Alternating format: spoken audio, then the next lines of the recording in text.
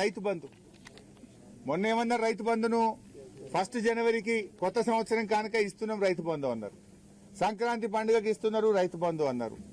ఎలక్షన్లు అయ్యేటప్పుడు ఎలక్షన్ కాగానే 17వ తారీఖే రైతు బంధు కోడ్ ఉన్నది, కోడ్ అయిపోగానే 17వ తారీఖే రైతు బంధు వేస్తామన్నారు. 20 తారీఖు వచ్చింది.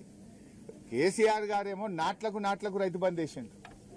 ఇప్పుడు నాట్లు అయిపోయా, కలుపు అయిపోయా, బందోబస్తాలు వేస్తే పొట్టకొచ్చింది. ఇంకెప్పుడు ఇస్తావు రైతు బంధు? ఇంకెప్పుడు ఇస్తావు? ఇప్పటికే 2 రైతు బంధులు ఎగ్గొట్టినావు.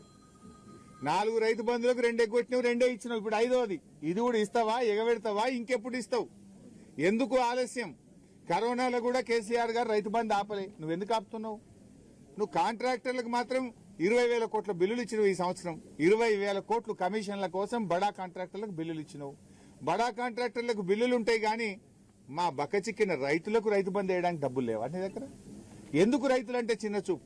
ఎందుకు రైతు బంధు డబ్బులు ఇప్పటిదాకా వేయలేదు? ఫిబ్రవరి 20వ తారీఖు వస్తే కూడా రైతు బంధు రాదా? మొదలేసిన మార్చిలో అయితే ఇక కోతలకే వస్తాయి. మరి పెట్టుబడికి ఇస్తావా, కోతలకి ఇస్తావా? పోయిన యాసంగికి సన్నవడ్లకు బోనస్ ఎగ్గొట్టినావు. మరి ఈ యాసంగికి సన్నవడ్లకు బోనస్ ఇస్తావా, ఇయ్యవా? ముందే చెప్పు. ఇప్పుడు బోనస్ వస్తుందంటే వేసుకుంటాం, లేకపోతే దొడ్డు వేసుకుంటాం. దొడ్డు వేసుకుంటే ఓ 4 క్వింటాలు ఎక్కువ పడతాయి.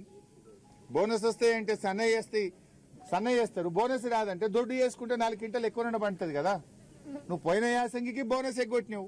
మరి ఈ యాసంగికి బోనస్ ఉంటుందా ఉండదా రైతులకు స్పష్టం చేయాలని చెప్పి కూడా నేను డిమాండ్ చేస్తూ